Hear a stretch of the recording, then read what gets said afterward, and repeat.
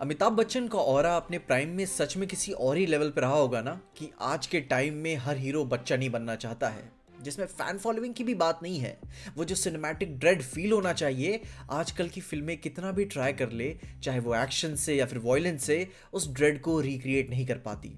And इसी बात पे मैंने आज सोनू सूद की ए सर्टिफिकेट वाली डायरेक्टोरियल डेब्यू मूवी देखी, जिसका नाम है फतेह। अब फतेह एक एक्स स्पेशल ऑप्स ऑफिसर रह चुका है विद अ डार्क पास्ट। एक सीक्रेट एजेंसी के लिए अतीत में काम करता था, पर बाद में जब उस एजेंसी को डिफंक कर दिया गया तो भाई पंजाब में एक पीसफुल लाइफ जीने के लिए वापस आ गए। और जहां तभी गांव की एक बैडी निमृत नाम की, वो एक छोटी सी गांव में एक मोबाइल की दुकान चलाती है, और जो फोन के लोन से नहीं ऐप का ट्रेंड चला हुआ था, उसकी अर्ली अडॉप्टर रही। अपने गांव में कई सारे लोगों को उसने वहां से लोन दिलवाया, और लोन अमाउंट ना भर पाने के कारण वो लोन वाली कंपनीज अपने क्लाइंट्स को इलीगल एक्टिविटीज के थ्रू हरास करने लगे, ब्लैकमेल करने लगे। और जब फतेह के एक एम्प्लॉय और निमृत का एक कस्टमर ने अपनी जान दे दी, तो निमृत को खुशी का सहारा लेना पड़ा, AKA Jacqueline Fernandez. She is a hacker, and बड़े दिनों के बाद अपनी इन एक्ट्रेस को देखकर काफी अच्छा लगता है। जहां खुशी इस क्राइम सिंडिकेट को टेक डाउन करने के लिए एथिकल हैकिंग कर रही होती है, जिसमें इसके कई सारे फ्रेंड्स भी मारे जाते हैं लाइव स्ट्रीम पे। एंड जब खुशी के स्ट्रिंग ऑपरेशन के अटेम्प्ट में निमृत किडनैप हो जाती है, तो फतेह को स्टेप अप करना पड़ता है कि अब मुझे ही ये सब ठीक करना पड़ेगा, जिसमें वो अपनी OCD रखते हुए लोअर लेवल से लेकर ऊपर लेवल तक सबको मार देता है, और वो भी ऐसे कि जैसे कि किचन में गाजर मूली काट रहा हो। And now I am not very impressed with this movie. मैं कह सकूं मैं डिसअपॉइंटेड ही रहा। गेम चेंजर छोड़कर पहले इसे देखने गया कि ये एक A रेटेड है, कुछ ओनली फॉर एडल्ट्स वाला मटेरियल होगा, लेकिन नहीं, सिर्फ इसका अडल्ट खून खराबा है। स्क्रिप्ट अभी भी PG-13 वाली ही है। जहां सोनू सूद ने इस मूवी को लिखा भी है, डायरेक्ट भी किया है और प्रोड्यूस भी किया है। एंड ये मूवी के कई सारे कोर लेवल्स पे ये मिस कर जाती है खुद को, जिसमें एक्शन से ही शुरू करते हैं, क्योंकि ये इसकी मेन हाईलाइट है, उसी की बिनाम पे इस मूवी को बेचा जा रहा था।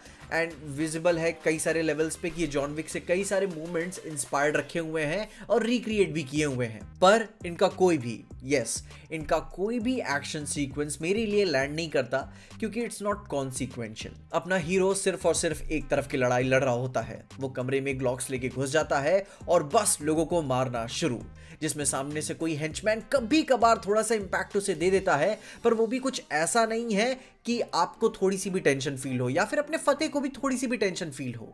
एक सेकंड के लिए भी बंदा ठहरता भी नहीं। इट्स जस्ट लाइक कि मैं बंदूक लिया, boom boom boom boom boom, शुरू, काम खत्म, कोई नहीं रोक सकता। एंड ऐसी बात नहीं है कि द डूम स्लेयर की तरह कि अब रोक ही नहीं सकता मुझे, नहीं, कोई रोक ही नहीं सकता। इस तरीके से जहां उन एक्शन सीक्वेंसेस के कॉम्पोजिशन भी इतनी इंटरेस्टिंग एनफ नहीं है कि यार कितना प्यारा लग रहा है ये देख के मैं इसे बोल सकूं। इट गेट्स मेसी, और वॉयलेंस मेसी होना चाहिए, पर वो सिर्फ आखिर में होता है जब सारी बारात निकल जाती है, लाशें पड़ी होती हैं, खून ढेर सारा गिरा होता है। That's it. जिसपे से ये एक बात कहूंगा कि Fateh on paper is a interesting character. उसे भयंकर लेवल पे OCD है, एक पॉश के साथ बात करता है, लेकिन जब मारने पे आता है वो लोगों को, तो एक निहत्था आदमी जो कि भाग भी रहा हो तो भी उसे नहीं छोड़ता, मार देता है। जहां it shows his character a little bit की व्हाट ही इज लाइक और what he would like to be, but most of the time it feels very lazy की बूम बूम खत्म। वो मारते चला जाता है, लोग मरते चले जाते हैं, और कोई थ्रेट फील नहीं होता। एंड जब फतेह को कोई थ्रेट नहीं फील होता तो हमें क्यों होगा। थोड़ा सा फन तब हो जाता है जब फतेह को लिटरली पूरे सीक्वेंस में कुछ भी नहीं हुआ होता है, एंड फिर अगले ही शॉट में उसके चेहरे पे ढेर सारा खून लगा होता है, कि जैसे कि भाई बहुत ज्यादा झेल के आए हैं। जिसमें से एक एलिवेटर वाला भी सीन है, जिसे देख के लगता है कि ओह अब कैप्टन अमेरिका वाला मोमेंट यहाँ पे होगा, पर नहीं, वो सीन तुरंत कट होके अगले फ्लोर पे शिफ्ट हो जाता है कि हाँ फतेह ने कर लिया, तुम समझ जाना। जहां पे मूवी की स्टोरी की बात करें तो नसीरुद्दीन शाह मूवी के बिग बैडी हैं। ये अपना बंदा भी पास्ट में उसी ऑर्गेनाइजेशन में रहा था जिसमें फतेह था, पर भाई साहब निकल के कोई और ही डायरेक्शन ले लिए लाइफ को, एंड बैंक डिटेल से सबके लोगों को स्कैम करके, साइबर क्राइम करके चंपत हो जाना चाहते हैं पैसे लेकर। जिसमें कभी कभी कह सकते हो कि स्टोरी थोड़ी सी लेयर्ड फील होती है, या फिर मैं कहूं कि अपने मजे हुए एक्टर्स, जो अपने लेजेंड एक्टर्स हैं, उनकी वजह से कहानी थोड़ी सी लेयर्ड फील होती है। जस्ट लाइक कि जब लाइव स्ट्रीमिंग पे डेथ्स चल रही होती हैं, तो विजय राज का कैरेक्टर एक नंबर देता है कि जब तक इतने लोग देखने नहीं आएंगे तब तक ये नहीं मरेगा। एंड इंसान की फितरत देखो कि मना करने के बावजूद भी लोग आके देख रहे हैं, दैट मीन्स कि उस डेथ में अपनी कॉमन पब्लिक का कितना बड़ा हाथ है। And I kid you not, अगर ये सिनेरियो अपनी रियल लाइफ में होता तो असल जिंदगी में भी लोग ऐसा ही करते, लोग देखने आते और उस मौत की बराबरी से भागीदार भी बनते। और ठीक उसी तरह से नसीरुद्दीन शाह का कैरेक्टर रजा भी कहता है कि मैंने तो लोगों को टेक्नोलॉजी का तोहफा दिया है, लोगों ने तो जान अपनी खुद से ले ली अपनी लालच की वजह से। And obviously he is a bad guy, उसी ने इतने सारे लोगों को इतना ज्यादा पुश किया, पर ये चीज बयां कर देना कितने लेयर्स ऐड कर देता है अपने कैरेक्टर्स में, अपनी स्टोरी में। एंड ये चीज बाकी आप मेन स्टार कास्ट से एक्सपेक्ट नहीं करोगे, क्योंकि इन मजे हुए कलाकारों से ही ये ऑरा निकल के आता है कि वो मीडियोकर से कैरेक्टर्स को भी इतना कैप्टिवेटिंग बना देते हैं। थोड़ी सी इंटरेस्टिंग उन्हीं के लिए, उन्हीं की वजह से कहानी बन जाती है, जिसमें विजय राज इज माय पर्सनल फेवरेट। बंदा ऐसे चौड़ में आता है, क्लासिक भी मटेरियल, एक फोटो चाहिए उसके साथ। आई मीन यार, आई लव हिम। एंड साथ ही साथ जैकलिन फर्नांडिस को भी दोबारा से देख के अच्छा लगा। इतने सालों के बाद भी अबला नारी का रोल कितने अच्छे से निभाती है। And by the way, why she is kind I mean you know like, खैर छोड़ो, उन्हें देख के अच्छा लगा, आप आए बाहर आई। पर मिस फर्नांडिस से ज्यादा कैरेक्टर वो शिव ज्योति राजपूत का था, जो कि मूवी में निम्रत वाली लड़की को प्ले कर रही थी। सोनू सूद का प्रेजेंस भी एवरेज एट बेस्ट ही रहा, कुछ खास नहीं।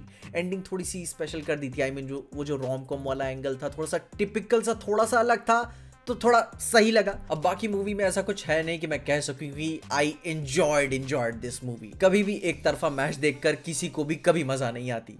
थोड़ा सा जान हलक में आनी चाहिए, थोड़ा ड्रेड फील होना चाहिए, थोड़ा डर, थोड़ा थ्रिल महसूस होना चाहिए। पर बहुत ही एवरेज सी मूवी निकली, आई मीन बिलो एवरेज सी। वो इनका कॉरिडोर का एक्शन सीक्वेंस भी बहुत ही लोअर लेवल वाला था। आई मीन पीछे बंदा खड़ा हुआ है बंदूक लेकर, लेकिन भाई वो तब तक गोली नहीं चलाएगा, या आई मीन तब तक कोई मूवमेंट नहीं करेगा जब तक अपने हीरो पीछे मुड़ेंगे नहीं।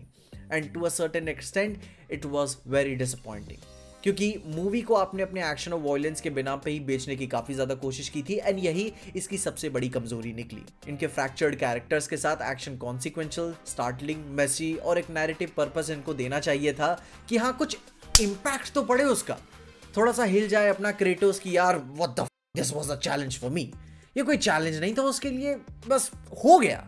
खैर that's about it. I was not entertained, ना ही कहानी में ही और ना ही वायलेंस में।